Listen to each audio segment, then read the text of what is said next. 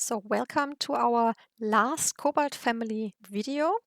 Today about cobalt cerulean blues. We have the PB35 cobalt tin oxide and we have the PB36 cobalt chromium oxide. So there are only two pigments used for this particular shade of sky blues. And as you can see, I have a lot for us to swatch today. So I hope you can get a nice variety of different shades. So you may can decide which particular brand you like the most so that you don't have to buy that many cerulean blues like I have. We also include some from dot cards, so I'm sorry that they won't get as dark as they can because I don't have a lot of color to swatch. So just keep that in mind that even if those ones are lighter than the others, doesn't mean they are that light because I just don't have enough paint. So the PP36 we already know from turquoises. That pigment can make these dark turquoises. But the 35, as far as I know, only makes those light blue colors we know as a cerulean blue. So I start with two different types of cerulean blue made from PB35 from the company White Knights. And I do this because I have the pan and the tube of this color. And for me personally, they feel different. And that is why I wanted to swatch both of them so that you can see that for yourself. I don't like the pan version. I like White Knight's colors in general, but this particular color I don't like from that brand because, as you can see, it's very streaky. It doesn't have a nice feeling or texture. I always think it feel when I take the paint from the pan or also am painting with it, that it feels like there are some fine sort of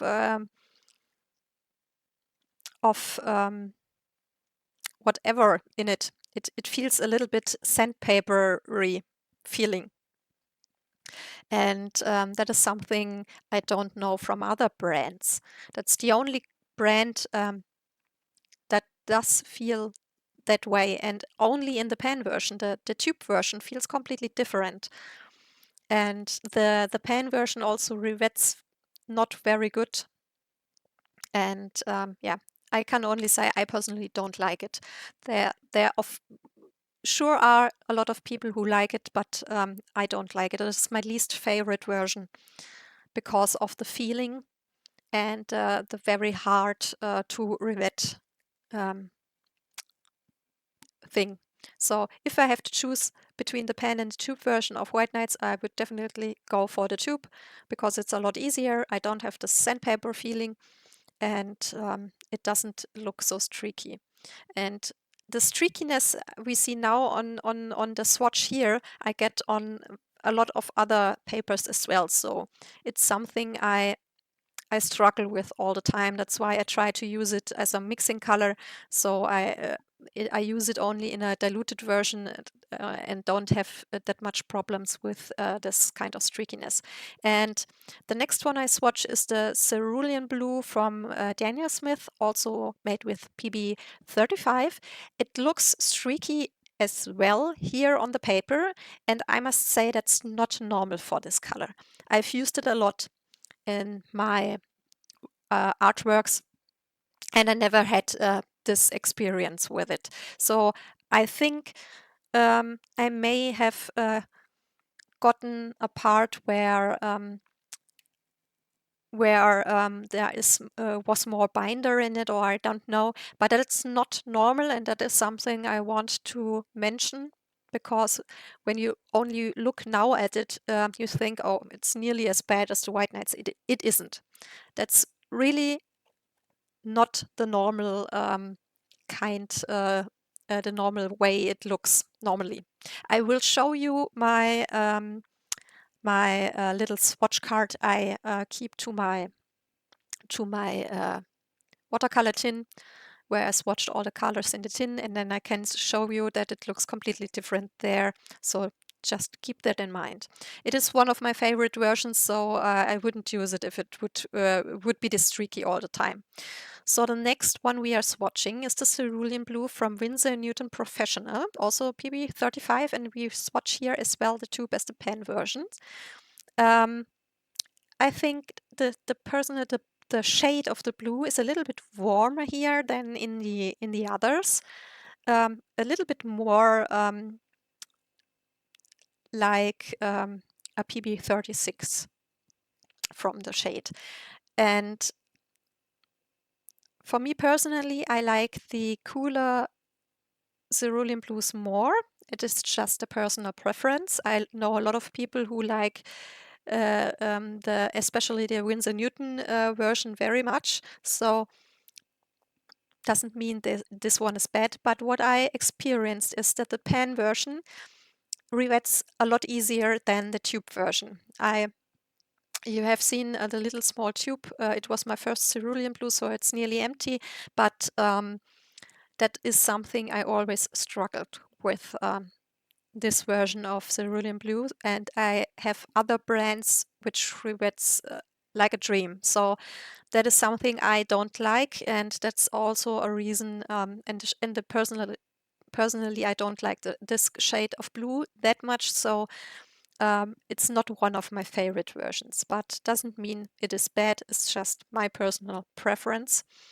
The next version is from Roman Schmal.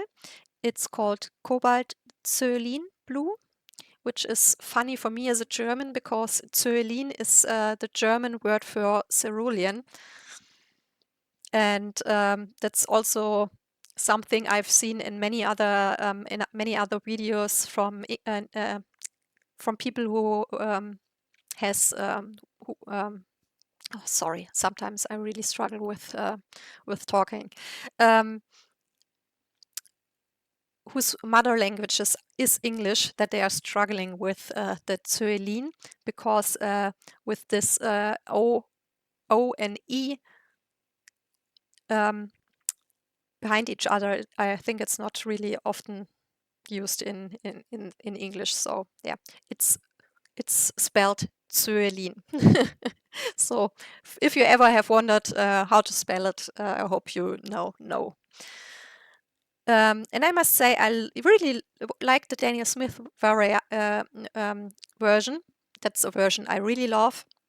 It's a very beautiful, cool, light blue with a beautiful granulation. Also, the Rembrandt version I swatch now, called Ceruleanblue, is also very similar.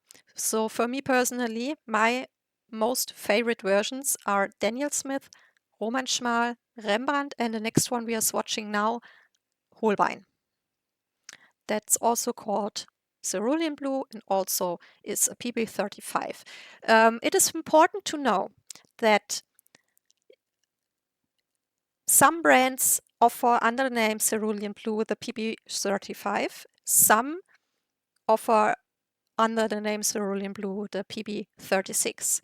Some offer both, sometimes with different names, sometimes both with a variety of cerulean blue in the name, and some offer them with complete different names, which doesn't contain cerulean or cerulean at all. So if you only like the 35s or the 36 versions, or you say you want to have a particular shade then please keep in mind that you really look up the pigment information of the brand and color you want to buy, that you can be completely sure that you get the shade or the variation you really want and like, and don't get one you don't want.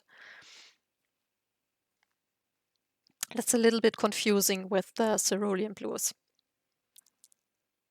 So the next one I will be swatching is the first on the lower row on the left, because the small box in the upper row, which is empty now, I only can scrap it from the dot card, and I've realized it needs a little bit more time pre-wetted, that I can get enough paint for a swatch. So the next one is Cobalt Cerulean Blue PB35 from Mijello Mission Gold, and you see that this one rewets, I think probably because of the honey in it, very strongly and easily. So we have a very dark, slightly opaque sky blue. Very nice version. And I know prices are very different depending on which part of the world you are living in.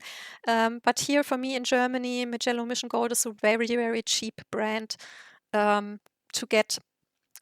Most of the tubes are somewhere between 4 to 6 euros for a 50 milliliter tube, so it's not very expensive.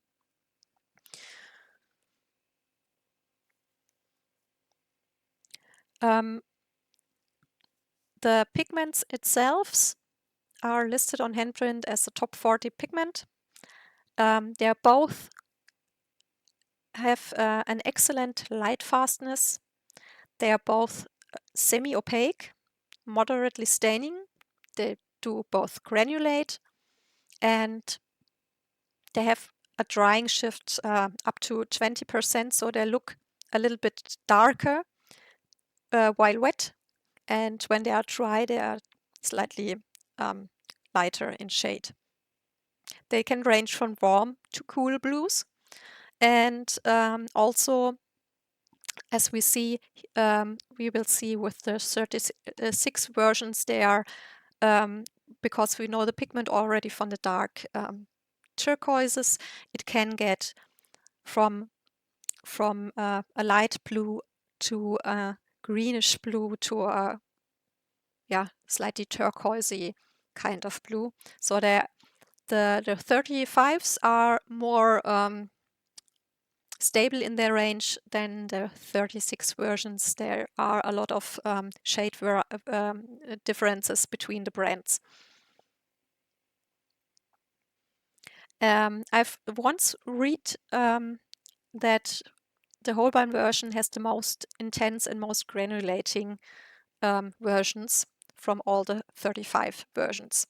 So the prior color in the small box on the first row was the cerulean gray from the company Blocks. They are made in Belgium, also the 35. And what I'm swatching now, also from a dot card, is Cobalt Azure. Also PB35, that's the last 35 we are swatching here. It's from Schminke Horadam. Like I said, the ones I'm scrapping off dot cards, just be aware that they only are that delicate and light because I don't have enough paint. So the next one is from Paul Rubens. It's a PB36 and it's called Sky Blue. So no cerulean at all in the name. And it is a very green, shady kind of version from this pigment.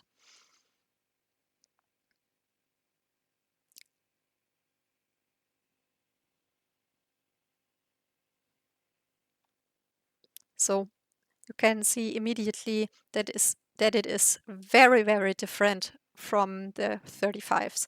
And you can see here the two White Knights versions. The I'm swatching now is the Cobalt Azure Blue PB36, and you have maybe realized while watching it that the pan has this classic sheen on it. It's very smooth. It doesn't have that sandpapery feeling. Don't have these bigger particles in it. It's swatches very easily. We have no streakiness. It wets very easily. So it is completely different from the 35 version. I can say nothing against this version at all, but you may have seen the completely different texture on the 35 pan. If you look very closely, you can see it is very matte, and yeah, it's just different. It is really hard to describe. So the next version we are swatching will be the Cobalt Ceruleanblue made by Roman Schmal. And that's what I mean with very similar names. We have Cobalt Ceruleanblue and we have cobaltblue. So it's in reality, it is the same name, just the word in different languages.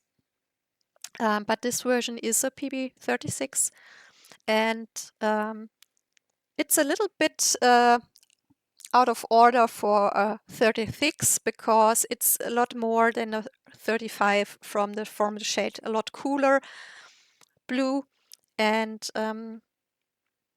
when you, especially it is between the White Knights and the Daniel Smith version, which are definitely more this traditional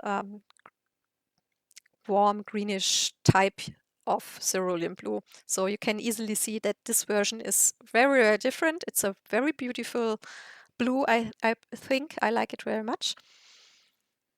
But like I said, it is very different to the most 36 versions. So the next one we are swatching is the Ceruleanblue Chromium from Daniel Smith PB36, and that particular 36 color is the one which made me personally like 36 versions, because in my beginning I really didn't like them at all. I loved the 35 cerulean blues from the beginning, but this was a shade of blue I didn't enjoy from its shade and from working with it, and that changed when I tried the Daniel Smith version for the first time, because it is by far the one I think which granulates the most. And when you are loving granulation like I do, that is a really must-have thing, because of its super strong granulation and all the possibilities that come with it. You will see the granulation very easily when it's completely dry.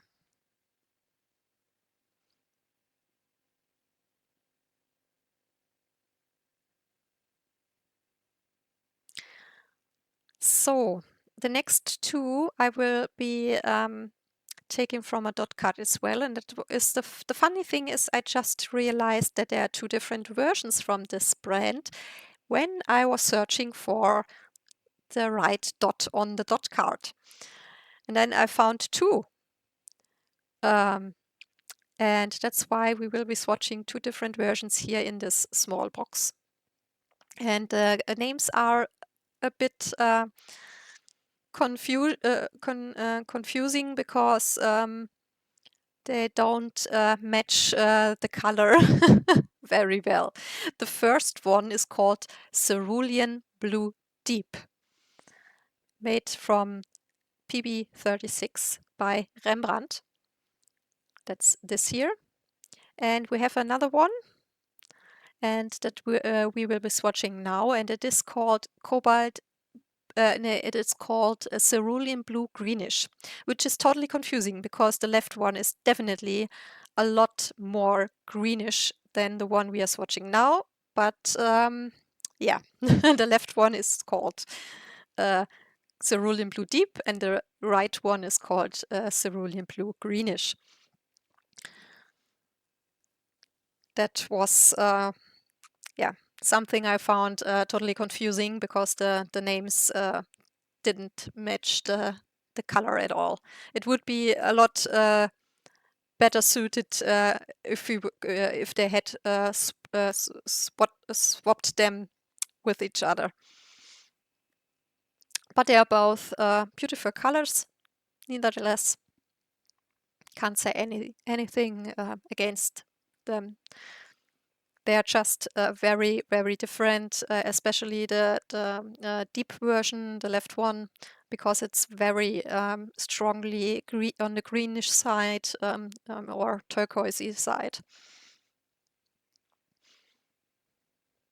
So the next one we will be swatching is also from a dot card. It's from Blocks, the Ceruleanblue PB36. And here we have also a little bit of name specialities because they call their 36 Ceruleanblue and the 35 Cerulean Gray, which I found very confusing because there is nothing gray in this color, but okay.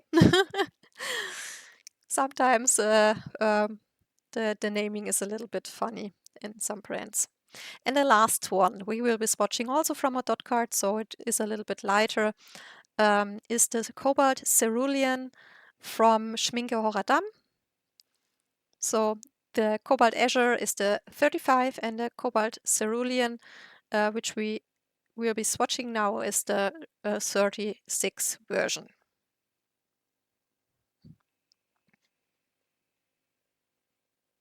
And I really hope that you found this video helpful, maybe also for choosing your favorite shade, your favorite brand, so that you don't have to spend a lot of money and just can look here with one look to say, okay, that version is my personal favorite.